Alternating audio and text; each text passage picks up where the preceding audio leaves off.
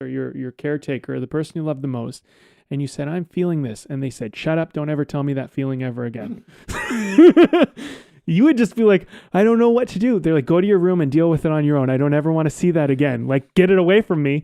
And I cannot stand looking at you for another second while you're in this. And as a little kid, and you didn't know what to do, and you just ran away with this thing, and you were like, okay, whenever this comes up, I need to be alone because no one in the world ever wants to hear it, deal with it, or see it. And it's not okay to have, and I shouldn't have it, and it's wrong. And in fact, I should be ashamed of having it.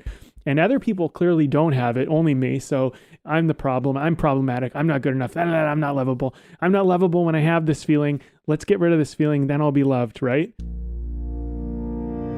This is Way of the Artist with Brandon Colby Cook and Evan Schulte. Exploring the challenges of the creative call so that you can claim your own path and make your life a work of art.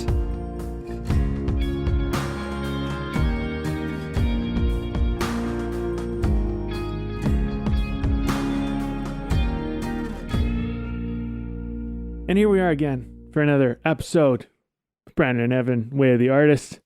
Okay, so this one, we don't really know what we're going to title it yet. So if you've read the title, this is something we came up with after we had the conversation, because we've been playing around with the idea of like, what do we call this? But essentially what we're talking about, as far as we know, is getting mesmerized by the past or the future. And I'll let Evan say his bit on it, but why I think this is important is because we were talking about how the mind is this kind of powerful tool, and it can make the past and the present so real for us. And this can be useful because memories can help us, avoid making the same mistake over again. And, they can help us remember so we do it differently or in a more intelligent way, whatever it might be. And the future can help us to foresee what might happen if we go this way or that way or whatever, if we don't do anything. And I don't know about you on the other end, but I've definitely experienced this where I can catch myself getting worried about the future and like, well, things are going to go wrong. And it's almost like maybe you don't even know how things are going to go wrong, but there's just this, and it becomes a feeling in your body. And then you're just worried and you're anxious and you're fearful. And this was a big part of why we wanted to get into this conversation, because we never really talked about fear directly, but we did want to get into that. So there's an element of that's our motivation here. But I think what's going to be interesting about this conversation is just, we have this mind, and like storytelling, which great storytelling, actually, it hypnotizes you.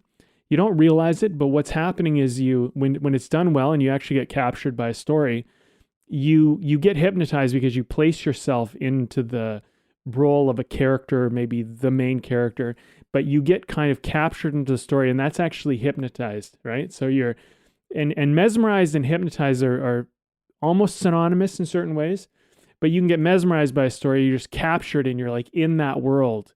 But our past and our future can be like that. Maybe you have like this traumatic memory or this really great memory, and you think about it and it's almost like you're brought back there and you're living it again.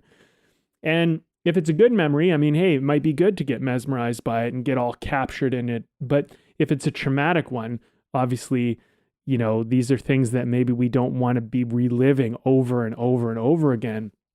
And people go to therapy for that, right? So we can deal with this. But so that's kind of what I think we're getting into as far as I can tell. I'm going to pass it to Evan. He can tell you what he thinks.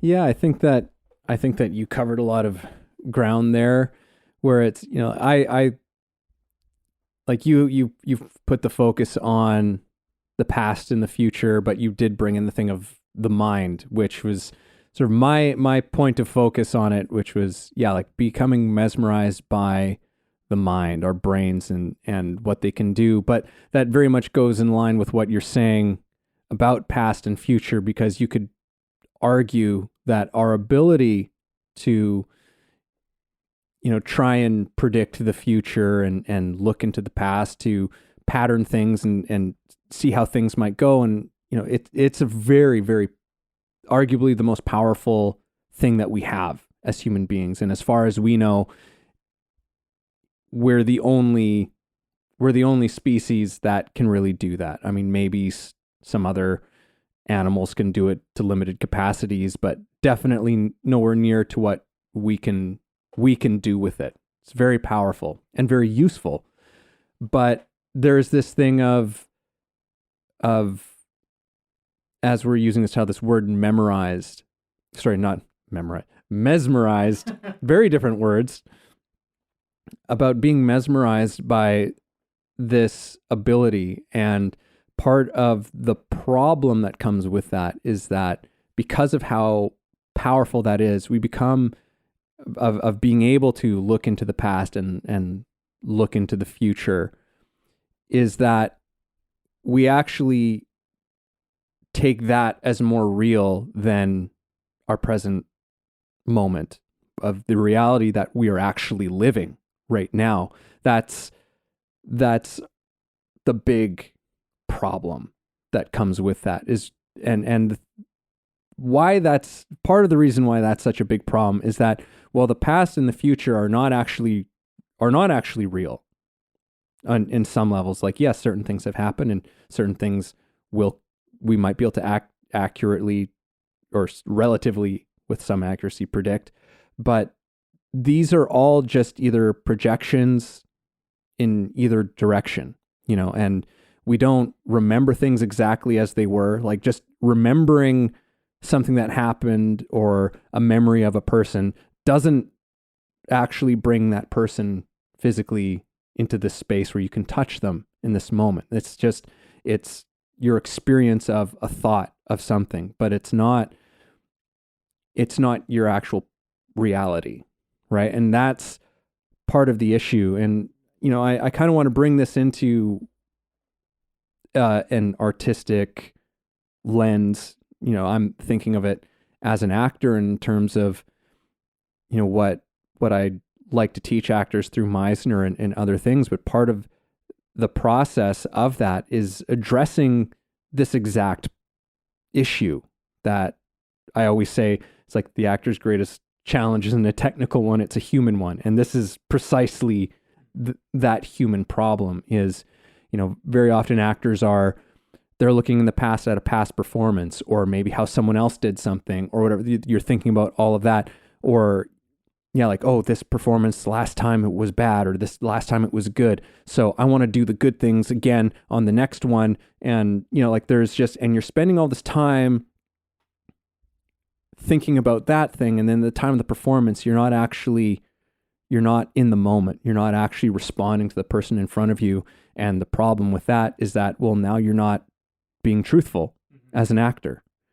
You're actually incapable of responding truthfully because you're not living in reality. You're not living in the reality of the scene and what's going on. You're living in your idea of what that reality is, either before or what you think it should be in the future, right? But you're not actually in direct contact, and so you're not being truthful. So that's why I think acting is such a cool thing for this subject, because acting is so much about, the art form is so much about that moment to moment, like, engagement. So I don't know exactly where I was saying that, but it's just an illustration of where in art and a craft, it shows us the importance of being able to let go of the power of that mind that can do all of those things, because it actually is hindering you from that direct contact with reality, from being able to respond truthfully to reality as it's presenting itself to you. So that's that mesmerized trick, and we do it in more places outside of acting, of course. So I don't know if that gives you something to go off of, Brandon, if you got some ideas from there. Yeah, I'm realizing as we're going into this topic more, the importance of being present and how this takes us away from being present. And, one thing that I try to do when I do find myself getting worried or anxious is to be like, am I okay right now? And, almost always I am. And that's like a presence exercise where it's like, I am okay right now. then my mind wants to go right back into the future again. It's like, yeah, but you won't be.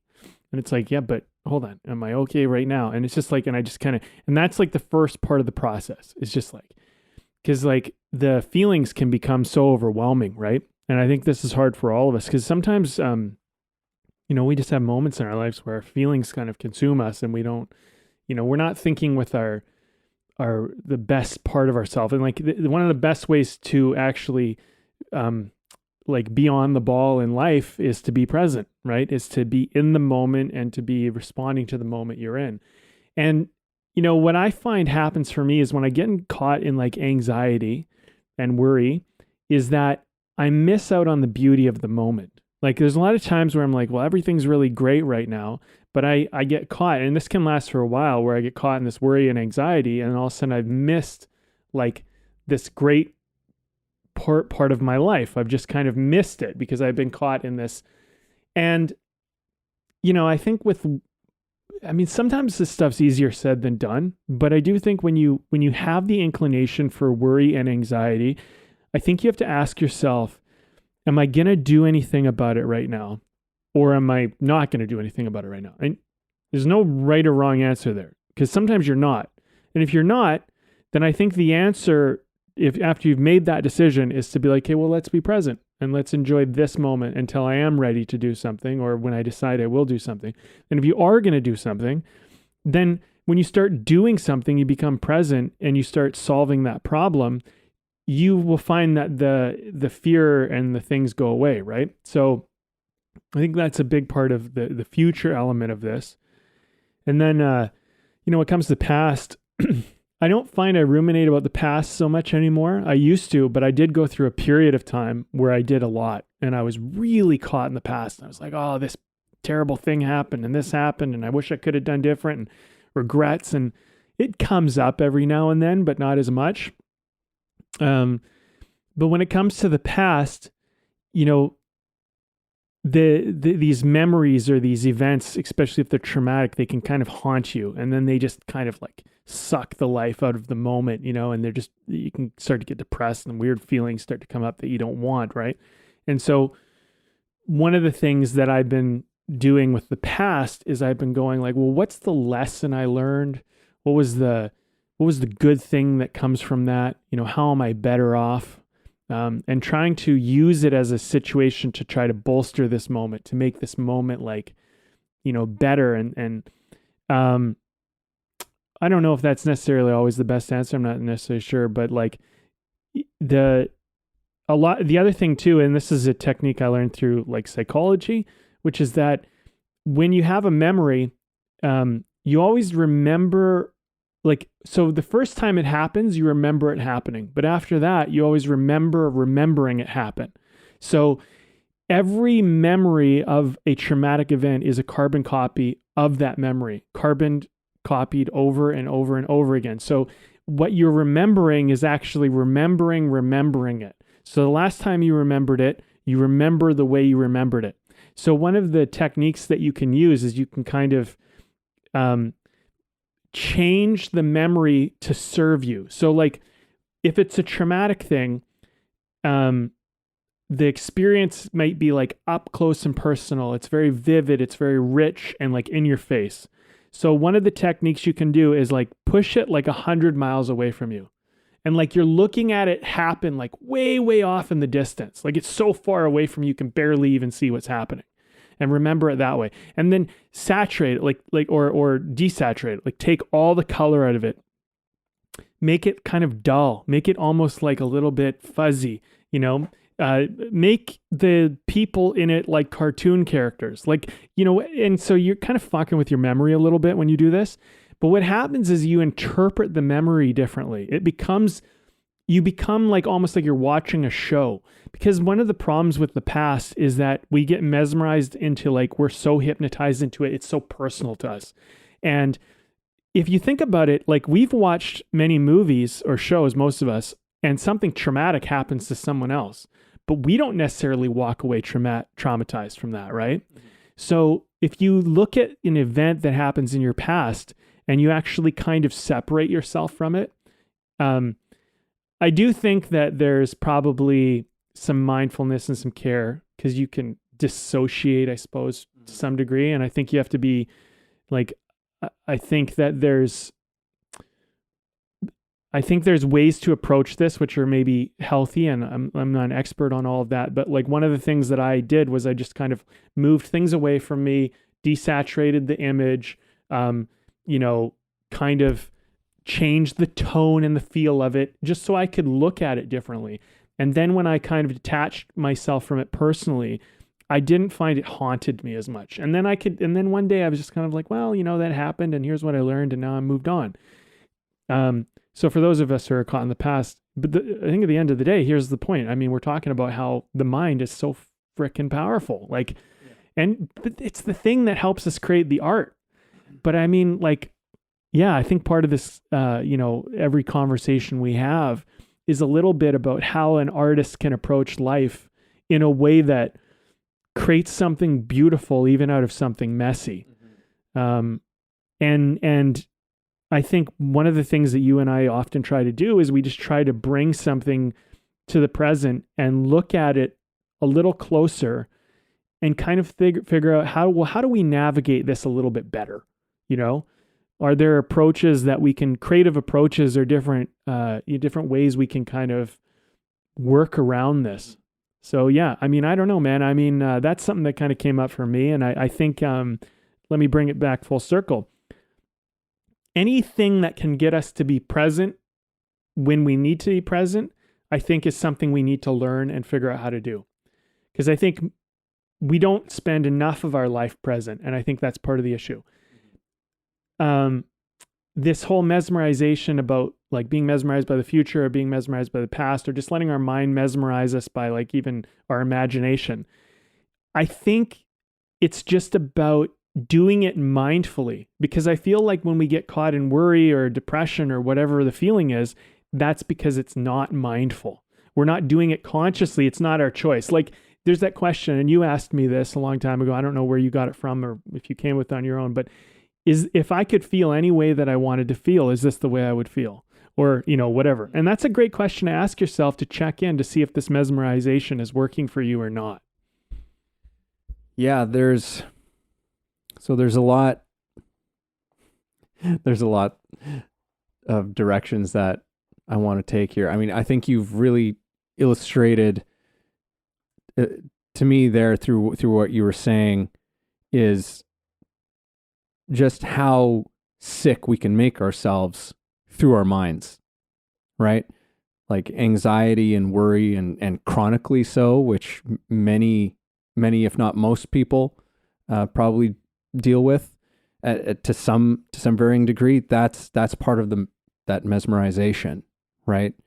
I'm afraid of this thing that's happening in the future. I'm afraid of this thing that happened before happening again, right? And I'm spending all of this time thinking about this thing and I'm making myself sick because of it. And when, as you're saying, like in the moment, well, nothing bad's happening. And there's nothing necessarily to indicate that a bad thing that happened before is about to happen again. You know what I mean? But we'll still sit there and we will keep ourselves up at night and, like actually sometimes make ourselves feel sick to the stomach with worry. I've been there before. Where I've just like, I haven't even been able to eat. Like I had to force myself to eat because I was so worried about something. And, you brought in the word mindful, which was kind of right at that moment. I was saying, well, yeah, I mean, that's very much a part of meditation and why so many people are such big advocates of meditation is because it's mindful. In fact, very often it's called mindful meditation, right? And a big part of that is about just learning to observe your thoughts without grabbing onto them, right?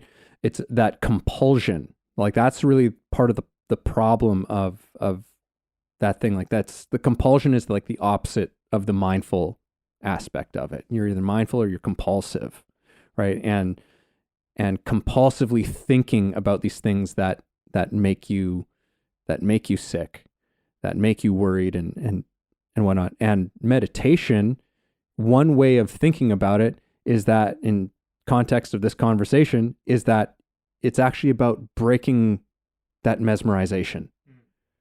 It's about not becoming mesmerized by the thoughts anymore, right? Like it's, because in a very simple, for anyone who's never tried meditation before, I mean, there's many different forms, but specifically what's sort of known as mindfulness meditation is very much this process of sitting, either observing your breath or sometimes it's just relaxing the mind, for lack of a better way of putting it.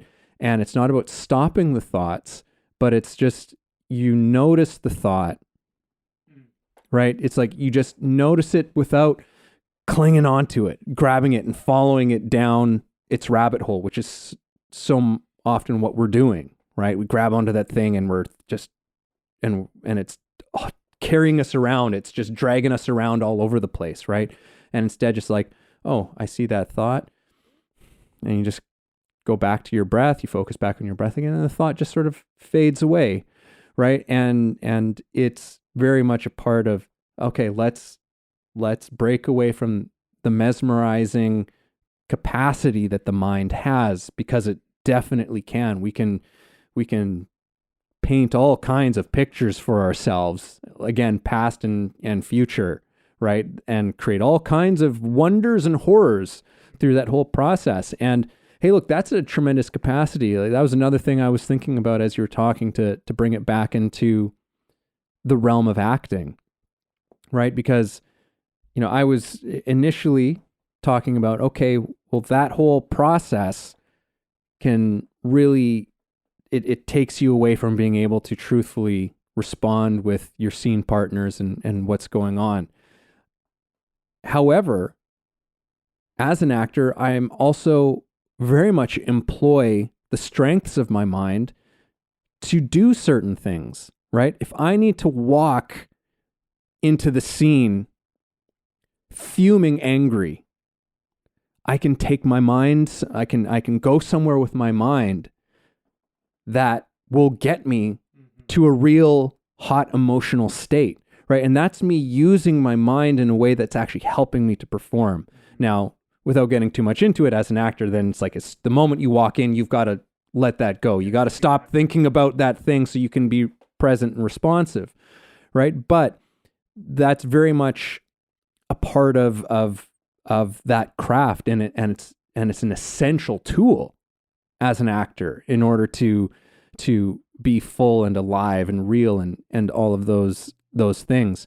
And I mean, without getting too much into the weeds of it, I always employ my imagination when I'm doing those things, as opposed to trying to draw from real experiences that I've had there's a variety of reasons why I don't think that that's the best way to work, but yeah, just so it's not just all about, well, hey, our minds are just problematic, right? It's like, no, it's not true. Our minds are just, they're these sensitivity. It's this massive sensitive organ that we have that makes us intelligent in so many different ways and gives us so many capacities in our lives. But where is its best utility, and where are we using our minds against us? And I think that to a large degree, that's a lot of what we're talking about in this conversation, which is, okay, but where are our minds becoming a problem, right? Where are our minds creating issues where there aren't, or just getting in the way of our other faculties and other intelligence? Because we aren't just our intellects, right? But we have, very much in the Western world, the intellect is king with everything. And in fact, sometimes to the absolute exclusion of all else, right? To a point where we can't even, where we try to just rationalize our emotions. It's like emotions are these problem things, right? Oh, if only I didn't have these pesky fucking emotions, right? And that's a whole conversation about how we're actually trying to turn ourselves into machines and stuff like that. Or you can go that direction. But I mean, there is an argument to say that if you look at a lot of how we operate in society, we do treat ourselves like machines in many ways. We expect ourselves to be like machines, to be able to function, to be able to perform at, like without limitation, or with basically trying to strip any limitation out from us, and that's a problem too, right? So I'll leave it there because I feel like I'm about to get into the weeds. So I've said enough. Well, that's an interesting topic to broach. There is like the whole turning ourselves into machines. I think that if we're all honest with ourselves, we can all relate to that a little bit, because when the feelings come up that don't feel good, I think there's, for most of us, or at least a lot of us, there is like this kind of response of like, how quickly can I get away from this one? How quickly can I avoid it, dodge it, distract myself from it, or whatever? And I know that I do this, and I'm working on it. Like, one of the things I'm working on is when a feeling that I don't like comes up, is to sit in it and to be like, hey, this is what I'm feeling. This is what's happening. And, I think when a bad feeling comes up, I guess I can only speak for myself, but it's like when a bad feeling comes up, or like quote unquote bad, negative, challenging, I don't know, whatever, I have this kind of immediate response of like, this is never going to end. And like, there's a part of me that knows it's going to end, but it's like, but when? And I don't know how long I can take this for. So it's like, I'm kind of negotiating it all the time. And what I'm realizing is that this type of behavior, this type of avoidance of certain feelings has it's like I'm trying to do my life without an arm. And it's like I have one arm, and because the other one, if I use it, that feeling will come up. It's kind of like that. So what I'm realizing is that, okay, I need to learn how to use this feeling and like see that this feeling is a part of me, because then once I do, then I can use it, and then I have full access to myself, right? So one of my limitations, and I'm sure a lot of people can relate if they're honest with themselves, is that I have discovered that there are emotions I avoid, and by avoiding them, I actually have only a certain access to myself, because there's this no-go zone. So that's interesting, right? Because I can definitely relate to the wanting to almost not be human when those feelings come up. Like, all I want to do is like, I'd rather feel nothing. And I get why people would go to things like, I've often gone to video games as a way to distract myself from those feelings, but I get why people go to drugs or alcohol or whatever they go to get away from that feeling. Because like the worst feeling that I have, and I was talking to Evan about this before we recorded actually, but it's like the worst feeling I have, and I've heard other people talk about this, it feels like death. And I was like, I never really understood that, but I'm understanding that more now, in that it's kind of like there might be a feeling inside of you, and I don't know if everybody has this, but I've definitely experienced it, is like the feeling is so bad you almost want to die. And that's why it's like death, because you're like, if I could go to sleep and never wake up to not have this feeling, I would. It's like so bad. But I don't know how to explain why it's so horrible. It's just like a nightmare feeling.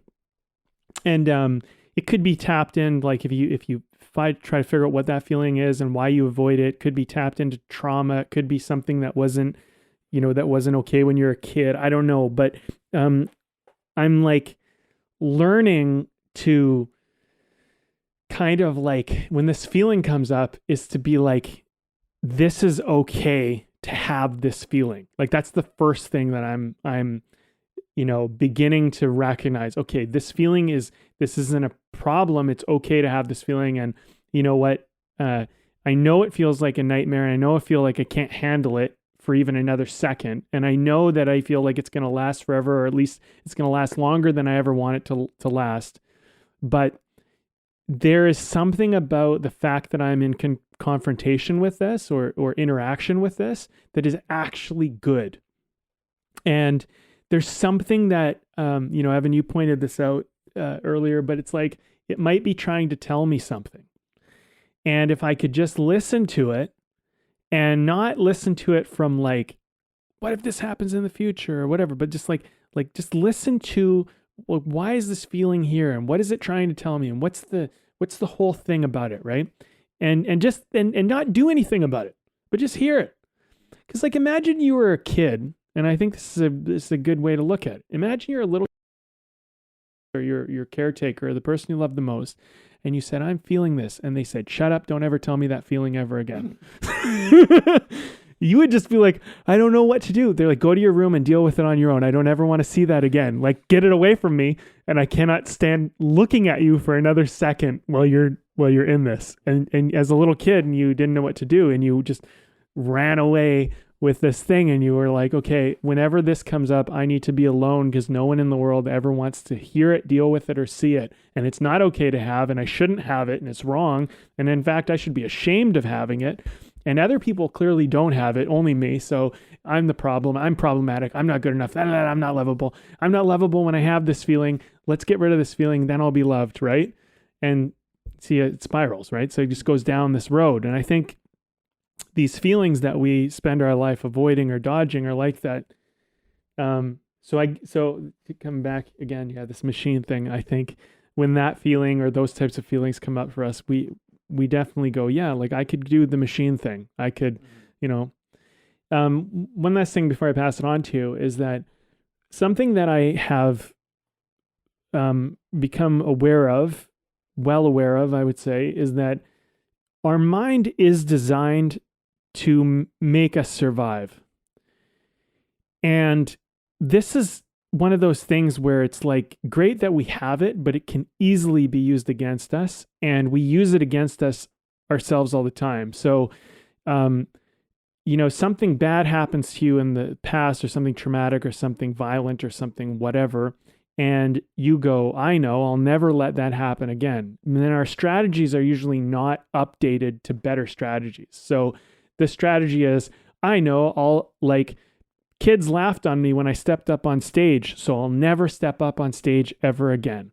And so then you have these strategies which are basically just designed around avoidance. Like, I just won't do these things anymore, and I'll always be okay. But then life calls on you to do them, and you go, well, that's one of my no-go zones. And so then you get crossed between this, like, hey, my dreams and safety. And the thing is, the brain will always choose safety over the dream, until it can understand that it can go for the dream and still be safe. So I feel like this is a big part of the mesmerization problem, is that we get mesmerized into, like, a child made that decision. A child made that decision on how to deal with that emotion, not a conscious, mindful adult. So that's a lot of the healing process as we grow up. We have to kind of figure out, and our parents or teachers or friends might have done everything they could to help protect us, take care of us, and care for us. But then just some incident happened, and all of a sudden now it becomes a no-go zone. And, and anyway, I think that would be interesting to explore. I feel like I'm talking a bit, so I'm going to pass it over. Well, the word that comes to mind in what you're saying is conflict. And particularly in this conversation, in conflict with yourself, right? Because as you're saying, there's this thing that maybe, you had this negative experience of something like getting up on stage, and you really loved doing it when you did it, but then someone shat on you or knocked you down for it or whatever it was. And so you just like, oh, okay, I'll never do that again. And now whenever you see somebody performing on stage, there's a part of you that's just like, oh my God, like I really want to do that. But then, you got your mind just being like, you remember what happened last time, even if that specific memory doesn't come up, because sometimes it's after time goes by, it can become a very ambiguous kind of just a general feeling of like, ooh, no. Mm-hmm. Like that's a bad thing. Don't do it. And now you're actually in conflict with yourself, because there's another, as they're saying, intelligent part of yourself that's saying, I really want to do that thing. That thing really makes me feel alive. But you've got a mind that is now in conflict with that thing, right? And that conflict in yourself requires a lot of energy and will create a lot of, it just creates a lot of turmoil, right?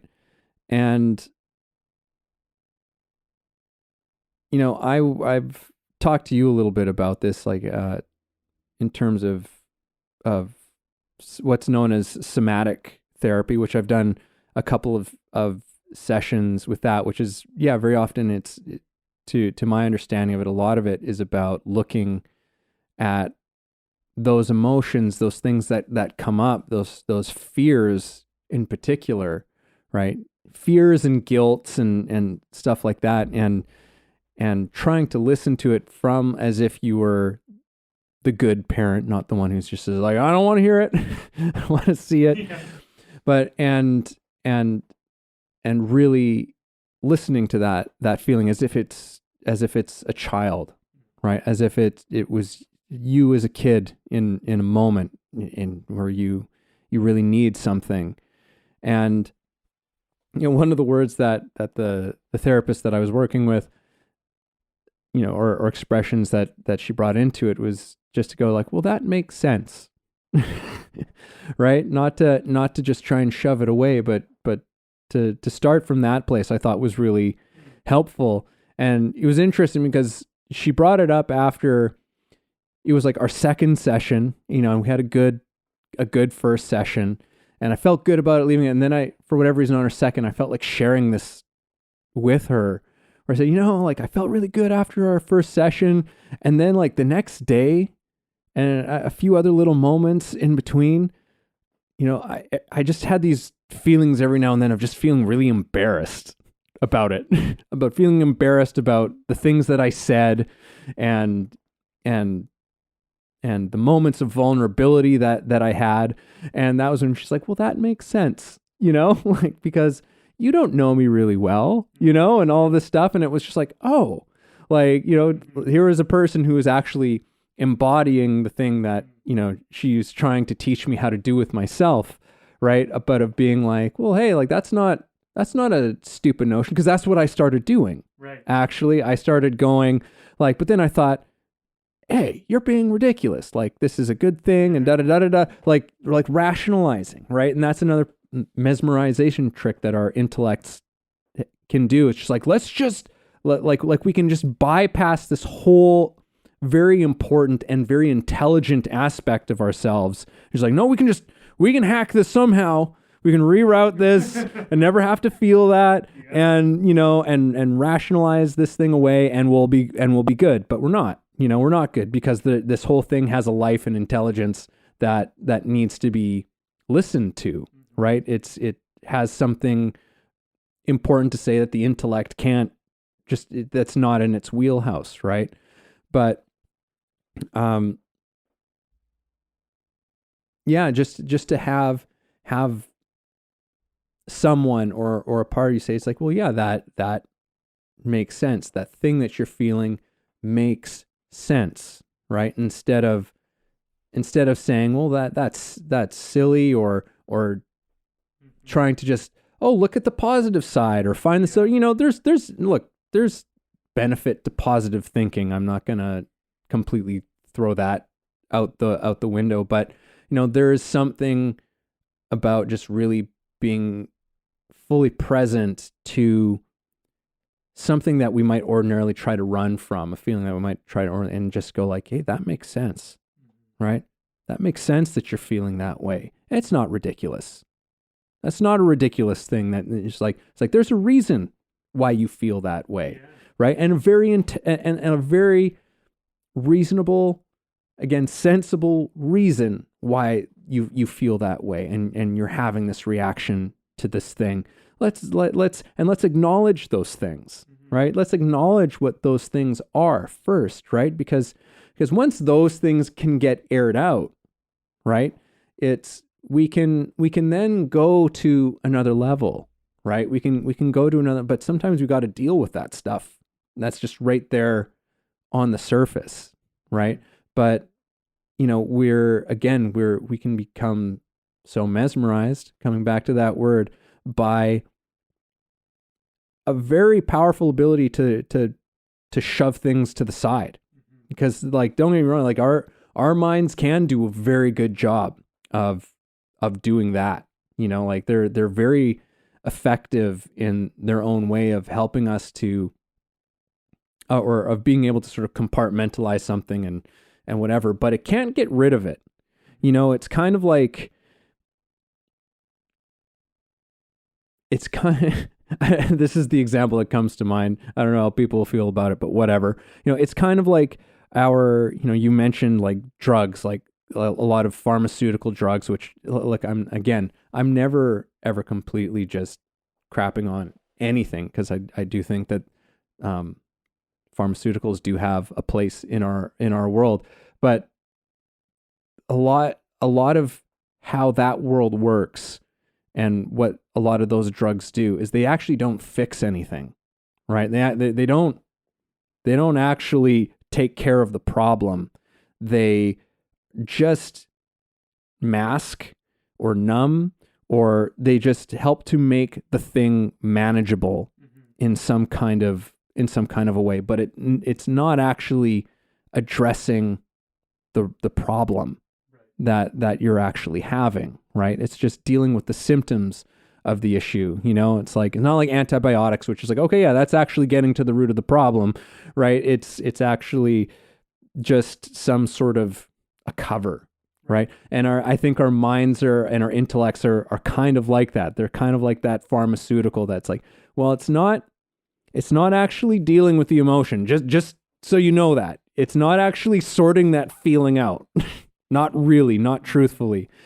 It's just putting a postpone thing on it. It's like you've put it into, you've wrapped it in a package and you've shipped it off to an address that doesn't exist. And it's eventually returned to sender, and it's going to come back in the mail again. You're just like, oh, fuck this again. All right, we'll ship it off somewhere else this time. See if it sticks. Hey everybody, this is Evan, and this episode is brought to you by my book. Yes, I recently released a book called The Actor's Awakening: Connecting Spirituality to Craft. Expand yourself as an actor and your craft through a spiritual perspective. Take a journey that will explore universal philosophies and insights to help you understand human nature in a profound way, and develop practices to take your work to another level. Again, that's The Actor's Awakening: Connecting Spirituality to Craft. Available on Kindle and paperback on Amazon. And as always, if you like the show, please subscribe. I like the way you're looking at that. I think that's good. This I think that, yeah, that's an important thing. Like pharmaceuticals, illicit drugs, video games, sometimes alcohol, this type of thing. I don't know, sex, food, yeah, all this stuff, right? I think it's important to recognize that if you're just trying to manage a feeling, I think it's good to be honest with yourself about, okay, what am I doing here? I'm managing. And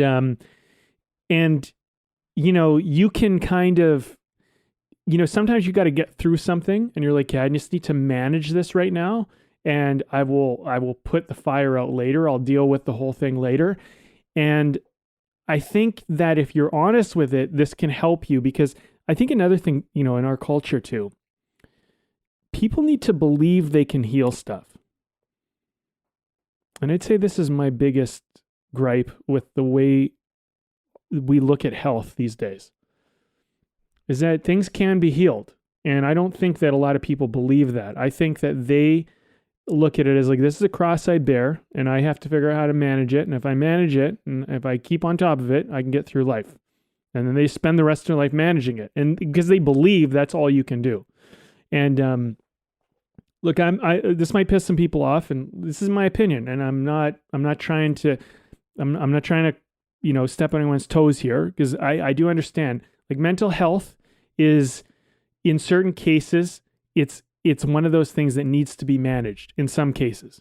In some cases, it's not actually needs to be managed. It needs to be healed because you've gone down a road that has, you've misled yourself down a road. So one of those areas of mental health, which is depression. So there are people who are of the belief that if you're depressed, that was something you were like born with, you're a depressed person, it's a chemical imbalance and whatever. And maybe in some cases this is true, but I would say in a lot of cases it's actually not true.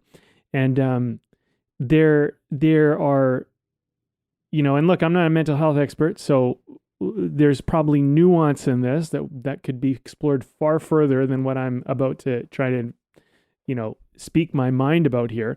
But sometimes we get depressed because our mind has taken us down a path of perceiving that is not healthy, not serving us, is probably incorrect, and also is getting us something that we think we want, but we don't really want. So something that I've learned about depression, because I went through a period of it, and I have moments where it comes up, and I think it's, first of all, here's one thing I want to say.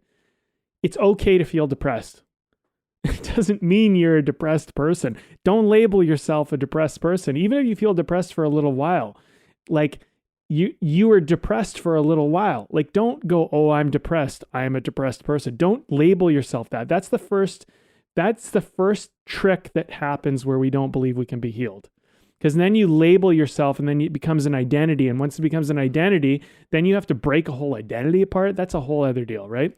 So if I feel an emotion for 5 minutes, am I that emotion? Most people go, no. If I feel it for 5 days, am I that emotion? Most people go, no. 5 weeks? No. 5 years? People start to go, oh, 5 years? You might have a problem. Okay, so what if I felt it for 5 fucking years? Maybe that's how long it took for me to work through whatever the fuck that was.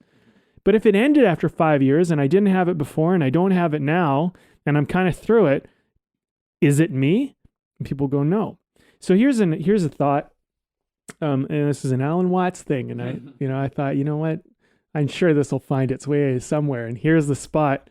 Alan Watts, who is a great speaker and a theologist, philosopher, whatever, we like him. Anyway, he said this one thing about how the human body is more like the horse, and our true self is more like the jockey. The jockey, like riding the horse, you know what I mean? And so I think sometimes like we don't realize that like we're like, our body is going to feel stuff, but that isn't necessarily us.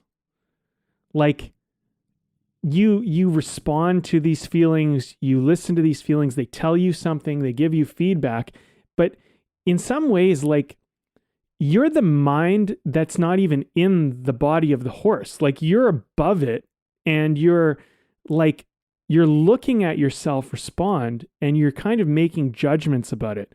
And I'm, whatever, I'm taking this into my own realm here, but like, I think that it's interesting to look at things like when you feel an emotion, not getting so mesmerized to decide that, hey, this is me and this happened. And also, you said something interesting, and this is what I want to bring up. Not thinking that you necessarily always understand why it's there. Like, I love what the therapist said, where she goes, well, that makes sense. And I think that's a great approach. And I love that. And I think a lot of times, like probably even 95% of the time, that solves the problem. Yeah. If we could just go, that makes sense why I feel that way. And we didn't make it wrong. We didn't make it bad. We just go, yeah, I don't know what's going to happen in the future, and I'm a little freaked out about that. That makes sense. Okay. Nothing wrong with that. That's normal feeling. This is a natural response. But sometimes I think feelings come up, and then we go, oh, this happened. I'm feeling this because of this thing that happened when I was a kid. And it's like, well, maybe not. Maybe you're like tying everything back to this event in your life that doesn't actually have a lot to do with this. And maybe it contributed in some way, but don't give it so much credit. Maybe you're just having a feeling. And maybe that's okay too, that you don't know why you're having the feeling, and I think this is where we've been talking a bit about this in this conversation. That's where when a feeling comes up, that's why I think we need to stop, be present with it, and listen to it. Because I know for me, sometimes I go, yeah, I'm feeling anxious and fearful because I was bullied in high school, and now I'm really worried that everyone's going to bully and pick on me. And then I kind of go, I'm not really worried that that's going to happen. And of course, I know how to deal with bullies now, and so that's not really an issue. And then it's like, well, then why the fuck do I have this feeling? It's like, well, maybe your body just feels something similar to that, and you don't know how to interpret it and deal with it. And so you're trying to you're trying to make sense of it, and it doesn't feel okay to not know where it is. And instead of doing that, is like, why don't you just like listen to the feeling? And like sometimes you have a feeling of fear, and it's not to do with your past at all or your future. It's just your body saying, hey, can you stop, please? Can we stop? Like we need to stop. Like whatever's happening right now can't move forward anymore. I need to stop. Could you imagine if you were with a little kid and the little kid was really freaked out and the kid just wanted to stop, and you just stopped and you're just like, hey, let's just be for a minute. And you're just like, well, I don't know what's around the next corner. Okay. Well, that makes sense, And that's like, well, last time we went around the corner, this bad thing happened. Okay. And it's like, might not happen this time, but okay, So it's like, and we work it out. We go, okay, so what, do we want to turn the corner? Well, yeah. Or do you want to go back? No, I don't really want to go back. I want to go forward. Okay. So what do we need to be in place to turn the corner? And you kind of have this conversation. And that's why I'm saying, like, this is the Alan Watts thing about the jockey and the horse, or the parent and the child. I think these are good ways to look at ourselves sometimes when we're in the feeling. It's like to separate ourselves a little bit from it and be like, there's the part of me that's in this, and then there's the part of me that's outside of this. I also love the analogy of the writer and the actor. The actor says to the writer, yeah, like, you're about to put me through hell, and I don't know if I can take it. And the writer goes, it's okay, don't worry, it all works out in the end.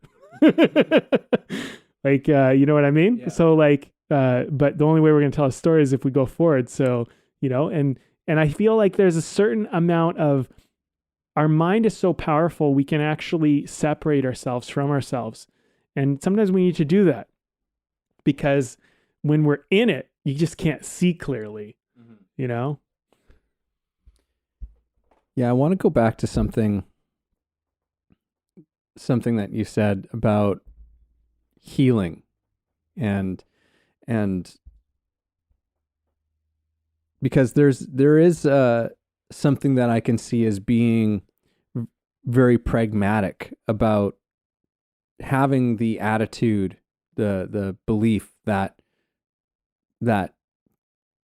you can heal anything, right? There's something that I think that there's probably more benefit to having an outlook that way than not. However, I have met people who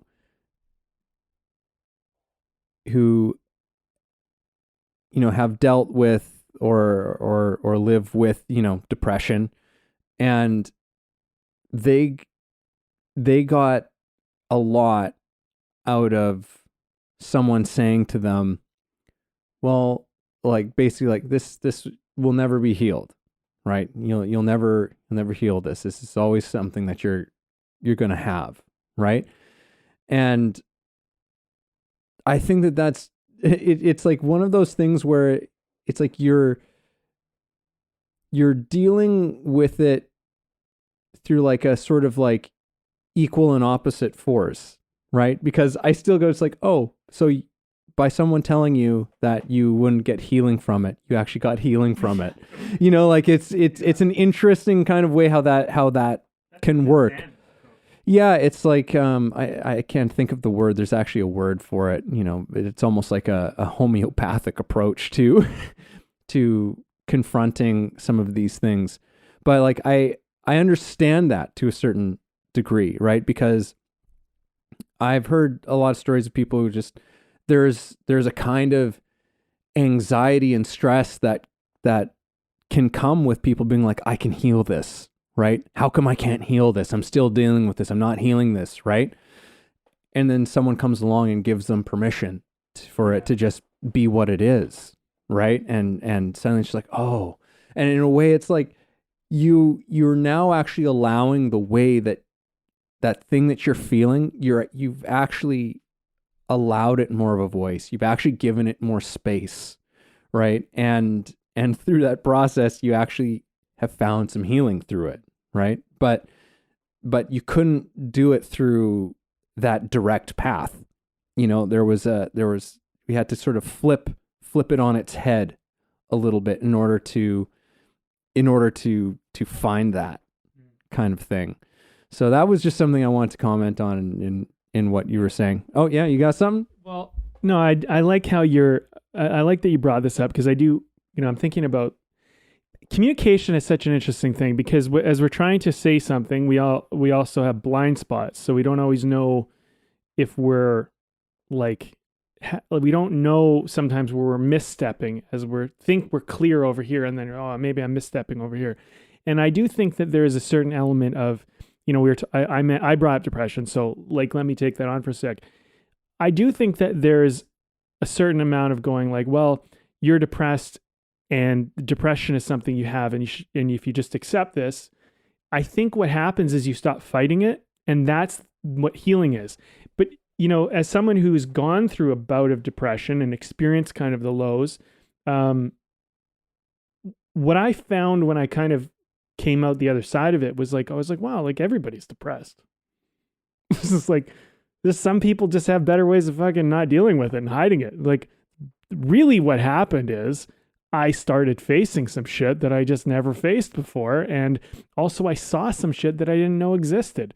And I guarantee if anybody saw what I saw and experienced what I experienced, they would have some fucking shock and awe. And that's what happened. And so, granted, if you do have a chemical imbalance, if that is, like medically, if that's a thing going on, I think there's a certain amount of practicality too, to accept that that's what's happening, and to be like, well, I just tend to not release as much serotonin into my brain. And so what ends up happening is I just feel lower than most people feel, because it's just it's a dysregulation, and it shouldn't really happen that way, but it happens this way for me. And so, and to me, I'm like, well, okay, don't make yourself bad about that.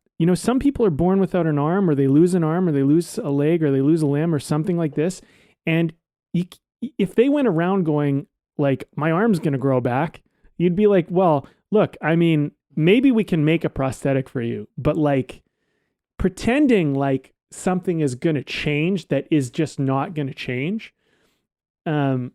unless the technology or whatever comes to help it out. I think that's a certain part of being in reality and being present. And so, yeah, I think like there is a certain amount of healing is not always what we like. Like, I think when we think of healing, we're like, yeah, everything's going to be back to 100%, no problems. It's like, no, sometimes healing is acceptance. And healing is just going like, yeah, well, this happened and nothing's going to change that. And it is what it is. And so moving forward, and man, everything under the sun has happened to people. Like, things that you can't even imagine, like just everything under the sun, like just the people have been horrible to each other in ways that is probably just about every way possible that you can even, and ways that you can't even imagine until someone shows you. And so then you're like, I didn't even know that existed. This is why I think like there's a certain amount of like, everybody has their story and everybody has their life experience and what happens. And I think that healing our journey is like, especially if you have something that's kind of very unique or rare, is to go, well, despite that happening, I'm here. And now I'm, and it might not feel fair. I think part of it is, I think sometimes you need to, like, healing is going, well, it isn't fair. And then hearing someone else saying, oh, no, that isn't fair. And that's the heal, as opposed to like managing it the whole time and trying to pretend like you're like everyone else when you're kind of not like everyone else, because something happened that's very weird and different and no one else really knows what that's like except you. And that is very rare, but it does happen occasionally, where someone is in our life who has had this very like kind of an anomaly experience, and all they need is to be witnessed, like I think part of understanding healing is going, sometimes I just need someone else to hear this and to see me, and then you're healed, because you've been spending your whole life and no one could see it. No one acknowledged it. No one, no one said, hey, yeah, that's not good. And then the moment someone says, yeah, you know what, that wasn't good. And you go, oh, what a relief. Someone else sees that this isn't good. And then you kind of can like move on now, because in a way you got that vindication of it, you know, where it's like, I'm like, cause I feel like our minds are so powerful too, as I'll pass this in a second, is like, we convince ourselves we're crazy to have these feelings or to think this way. And it's like, you're not that crazy. Actually, that's a pretty reasonable, that's pretty understandable, you know? And I think a lot of the time when we feel a little crazy or when we feel a little like lost or alone, sometimes we just need someone or something out there to kind of go, yeah, like that's understandable. That you like for example, I'll just use my own story. I was bullied as a kid. I don't get bullied anymore, but I was bullied as a kid. And it's understandable that I would have sometimes reservations of putting myself out there because I wouldn't want to get bullied again. It's a perfectly understandable, reasonable thing that my mind would go, wait a minute, last time we got bullied. And so I think like what I'm realizing partly through this conversation is that if I have that fear come up, is going, okay, this happened before, so it's perfectly reasonable that we have this fear. If this happens again, like not what are we scared is going to happen, but like what would we do and how would we respond? And what, like if this was someone else, like the jockey on the horse again, it's like if I was the coach or the jockey to the horse and the horse was going through the thing, what would I do? What would I tell them? What would I, you know, and we remove ourselves from the experience. Because when I was a little kid getting bullied, I didn't know what to do. I didn't know who to turn to. I didn't know, you know, some people, I wish I just punched them back like day one, but you know, I didn't know what to do. This isn't day one anymore. You know, and part of the healing process of like, you know, bullying's brutal, but like part of the healing process of bullying is recognizing that you're not the same person that was bullied. And I think this is an interesting conversation about healing, because healing is not always the way we want it to be. It's not that the bullying won't exist anymore. It's like, I think we look at healing today as this kind of thing is like, if I'm healed, then it never happened. And it's like, no, healing is you experienced the wound or the injury and you mended it. It doesn't mean the scar is gone. And it doesn't mean you don't remember what injury was like either. Well, yeah, because if we don't have that, then we're not really human, right? That's part of it. Like it's part of being human is that, yeah, like healing isn't the absence of these things, but that these experiences, when we've healed them, actually make us more compassionate and empathetic people. You know, like that's I think really what healing does with when it happens, right? It turns something that, you know, we're talking about being closed off in our last conversation and stuff, but you know, we can become closed off, reactive, even hostile when we're unhealed from things, right? And when we heal it, it transforms those things. Suddenly it's just like, whoa, you can tell me about some experience in your life and some sort of pain maybe that hasn't healed for you. And I can hear that and I can go, ooh, yeah, I know what that's about. I mean, because if you didn't have that thing, you couldn't do that for another person, you know? And, you know, that's something in this conversation that's fascinating to me about this whole thing about the mind and this other aspect of ourselves that has an intelligence. And because it's like when you tell somebody about a painful experience or something that's going on for you, and they answer you from an intellectual point of view, right? They answer you from sort of just like an analytical, like, you know, do you think that comes from, you know, a da da da da da da da, or you know, maybe some general platitude of some kind of just being like, hey, well, you know, this too shall pass, and you know, it's just healing doesn't happen that way when it comes to those things. But when you have someone who comes from a place and they just go like, oh my God, that sounds so rough. And that, like, and suddenly you're just like, oh, fuck. Oh, like, like there's just, you're like, think, like you're, that thing you're saying, like, okay, think I'm not crazy, right? Like this is, this is a perfectly appropriate response to what's going on, and because sometimes the thing, it needs to have the complete floor, and the mind can just get in the way of that thing. It's just be like, dude, get the fuck out of here. Like, but it's in a way, you have to use that expression of like, well, that makes sense, right? Of why the head's coming into that thing, because you have to see it as, it's a well-intentioned it's a well-intentioned idiot when it comes to that matter, because it's just like, look, I'm just trying to keep that hurt from happening again, right? I'm just trying to keep you from getting hurt, right? The problem is that it actually doesn't really know anything about it. Like it doesn't, like it, again, all it knows is how to do is like let's just try and ship it off, right? To use that analogy again, like let's just ship it off to some address somewhere, and then it'll come back to the return center. We'll try and ship it off to another place, but it's like it doesn't know, otherwise it doesn't really know what to do with it, right? So but we give that power of the intellect and its ability to mesmerize us, right?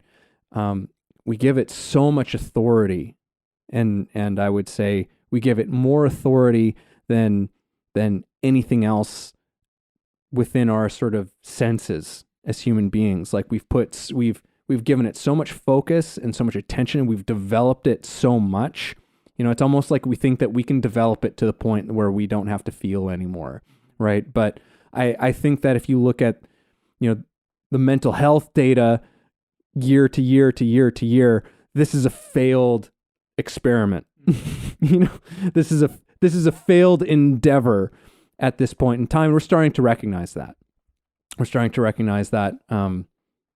In our society, that's like, oh, okay, you know what? Maybe we do need to start listening to these things, and we need to find a different tact in terms of how we deal with our full humanness, and that's a good thing. That's not actually a weakness. That these things actually are what make us stronger in so many respects. And we should probably wrap this one up pretty soon. But something that I had said to you, and to bring this back into some of my knowledge of of acting and stuff like that.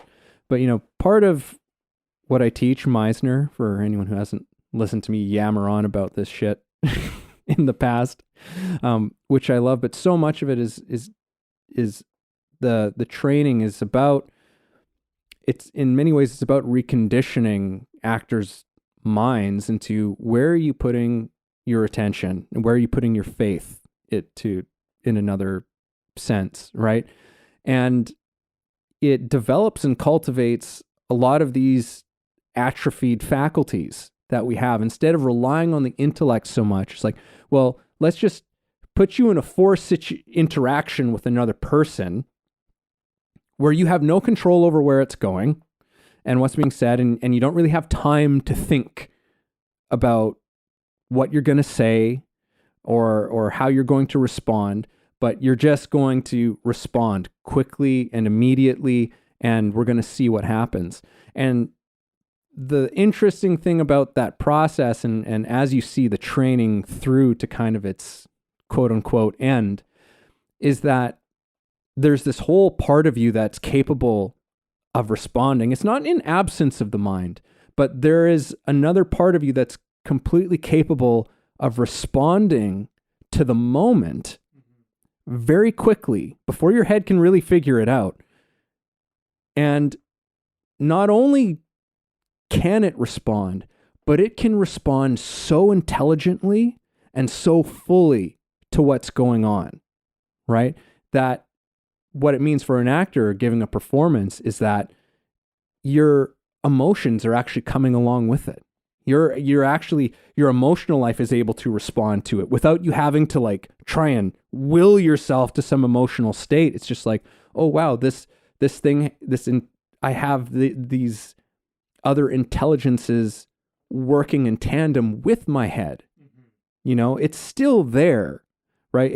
But it's in its right place, right? And so it kind of reconfigures a lot of those things. And I think that a lot of things that are true in art are true in life and vice versa. I mean, art and life, as I've said many times on this show, like they're not different things. They're actually deeply entwined things. Like they have to be about each other, otherwise they're not relevant. Yeah. So anyhow, should we do you have something you want to tap in? All right. Okay.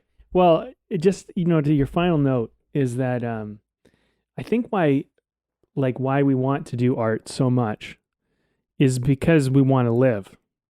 And, I think about it, it's like that kind of whole practicality of like, if you were to ask, people what they'd want to do, what they truly want to do, it would probably have to do something to do with creativity or art or, some type of maybe even physicality or adventure. There's like this, there's these things. And well, why you can't make money from that? And it's not practical and it's all this stuff, right? So, I think what is interesting about, I'm just realizing this, like even these conversations that we have is that it is kind of the only way to heal in this modern culture is that we have to go back to art and maybe physicality and maybe adventure. And maybe you could say that there's art and physicality and adventure, and there's adventure and art and physicality and whatever. And maybe these things are all tethered somehow. But the thing is like, yeah, like if you're in an emotional state and you like, instead of taking a pill or watching TV or doing something, go and like exercise. Like, and people don't want to do it. It's like the last thing you want to do. But honestly, it's the best thing you could possibly do. Go on an adventure, go into somewhere unknown into nature. That like is another solution. Or one of my favorites, and especially if you're an artist, use it in your art. Take the feeling, and if you're a writer, start writing. And if you're an actor, read a monologue with that emotion. You know what I mean? Because once you start doing something with it that gets it out in a new medium, you're going to find that the head can't grab it quite as tightly. And so I think there's a certain thing of this mesmerization. You get mesmerized because you allow yourself to get mesmerized. Like when you sit down and watch a movie, you could get up at any time and leave. But you're like, I'm in the middle of the movie. I can't leave. It's like, yeah, you can. You could just fucking get up, walk out of the theater or whatever, like turn off the television. And sometimes I do this to myself. I'm just like watching something and I'm like, this is kind of shit, but I'm like, I'm comfortable. And I'm like, you know what? Fuck it. And I just turn it off. I'm like, hey, so I can go do something else. Like, and it's a disruption and it's difficult in some ways. But if I could just turn it off, I can just stop, I'm like all of a sudden free of it. And I feel like there's something about this conversation and mesmerization, which is about that. It's just turn it off, switch gears, go a different direction.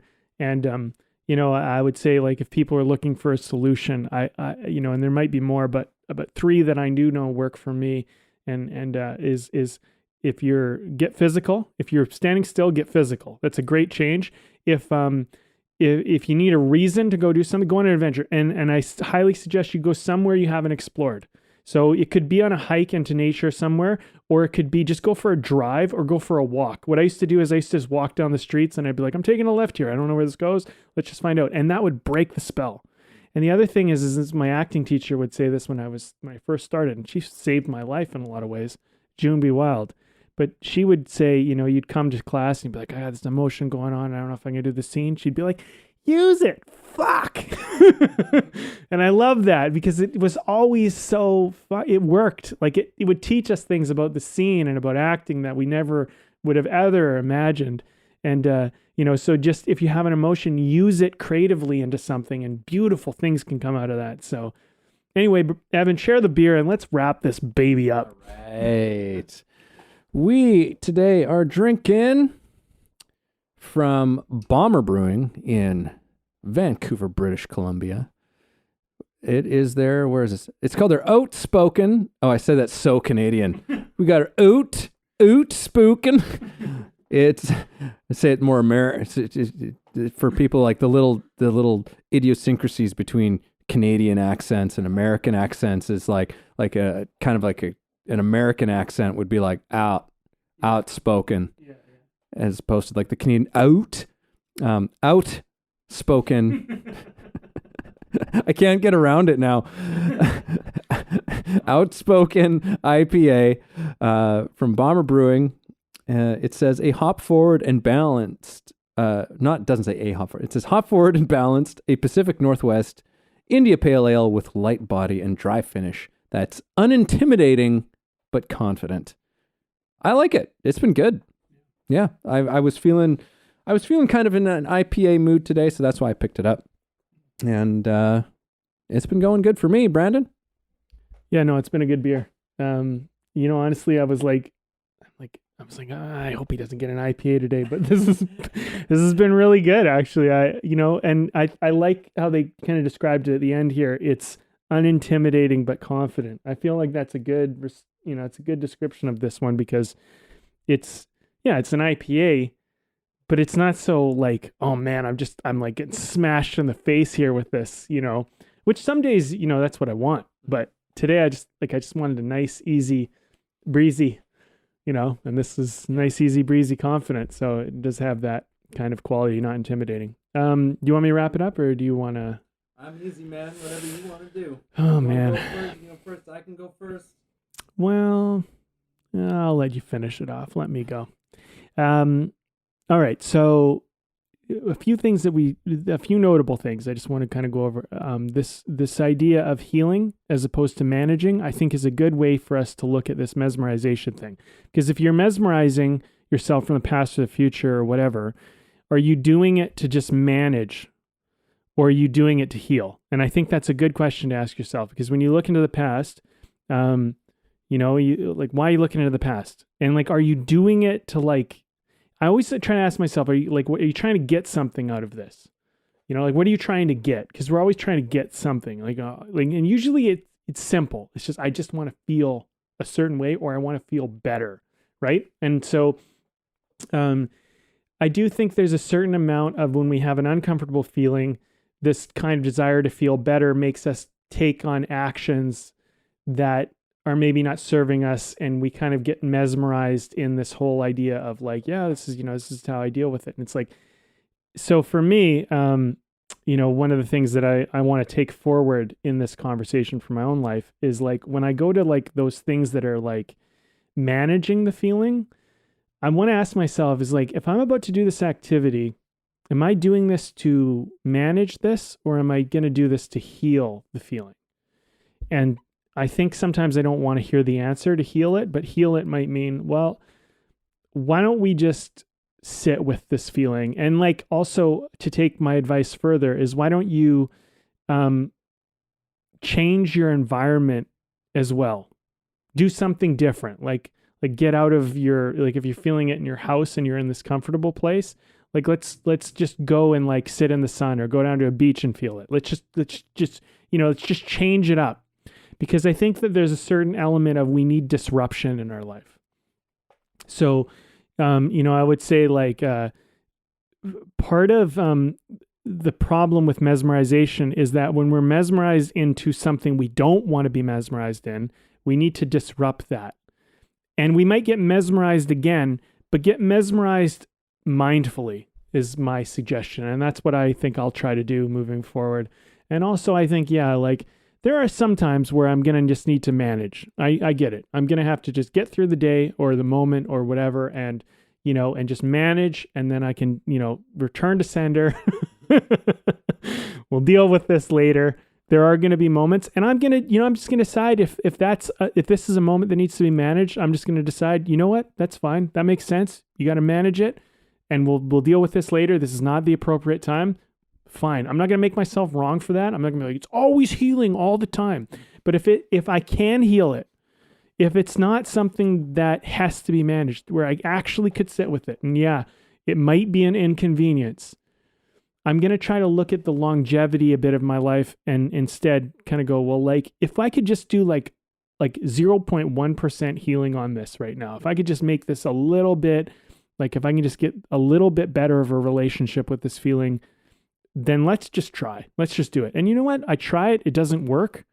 Fucking go back to your management strategy, whatever. But at least you tried. And I think that disruption will help me. So I don't know. I mean, there's a lot of things I could say, Evan. I'd say the thing that I'm just going to leave everybody with is, yeah, we have these powerful minds that mesmerize us. So choose your disruption is what I would suggest. And that's what I'm going to try to do. Yeah, I think I'll just piggyback off of that one a little bit. Those were really sort of, I had some similar closing thoughts, which is, like how do you break the spell? Like what do you have in your life to help to break down the mesmerization trick that your mind plays on you? And we talked about a few of those things like meditation or getting out into nature, exercise. Like exercise, there's like, part of the intelligence of that is like, well, yeah, because part of that is about getting you into your body, right? Which has its own kind of intelligence. There's these ways of like, okay, let's take all of the focus, all the thinking and all the thinking about thinking, going back to Alan Watts, he talks about, it's like, well, if you never take a break of thinking about thinking, how do you have new things to think about? You got to go and do something that gets you out of that in order to have even new things to think about, right? So, what are some of those things that you do to break that spell a little bit? And yeah, and recognizing as well this whole thing, that trick, coming back to the beginning of this that you mentioned, the past and the future, like that's one of the biggest tricks that mesmerizing tricks that we have, is that capacity to look into the past and look into the future. Although, as you've already commented on, it's like, we're not really quite accurately remembering those things, like we're remembering a memory of it, and it's not actually happening, right? It's like our experience of that thing in this moment is our experience of us remembering that thing happening in the moment, not the actual thing itself, right? And that the more we're spending time in that, being mesmerized by the past, or by that, gazing into the future, and whatever our fears are or guilts are about those things, we are actually not in contact with reality, right? There's like, that's a thing that I think we have to really, really grasp. I'm not even going to say that I have that, because that's just how powerful the mesmerization trick is that it makes itself feel so real. It makes itself feel like this is the most real thing. But it's actually taken us out of contact with the only reality that exists, which is this moment right here and right now. And that's not to say that if you find yourself in those moments, you're saying it's not about making yourself wrong, right? But saying like, hey, that makes sense, right? Maybe this thing happened to you, right? And you're afraid of that thing happening again, and you're in that thing. That makes sense, right? Have compassion for the thing, right? And I think what was I saying? It's like calm, compassionate, and curious, right? About those things, because that thing is an intelligence, right? That's an intelligence that has maybe had a lot of neglect over for some time, perhaps, and treat it as such. Treat it as something with a high degree of intelligence, something that's more intelligent than your intellect in many ways.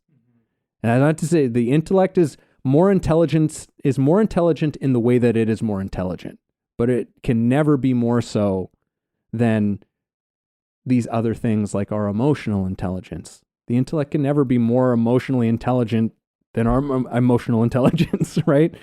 And whatever makes that whole thing up, I won't get into that, but give those things the respect and the compassion and the consideration that you give your mind, right? Like that. So, hold on. So you mean like give? So you mean like give your feelings the respect and room to exist? Exactly. Yeah. Like give them the same level of voice, authority. I don't know what word you want to give it, but give it the same level of respect. Because we don't, right? We try and, as we've been saying, like most of the time, we're just trying to override it with our minds. Just like, no, let's try and figure out a way to divert this thing, or whatever it is. And it's like, hang on a second, like this thing is speaking really loud right now, and there's probably a very good reason why this thing is speaking loud. It's just, I think most of us have been so ill-equipped with the tools for how do we engage with that thing. We've been cutting ourselves off more and more and more as time has gone on, trying to make ourselves more machine-like, whether that's like an actual conscious thing or not. I think it's mostly an unconscious thing, but it regardless of how it's happened, when it started happening, it's happened, right? But I think that we've talked about some really, really useful ways of approaching it, and continue to find ways for yourself for, hey, how do you engage that with that intelligent life that's inside of you that goes beyond the intellect, and let it speak, let it inform, and let it heal.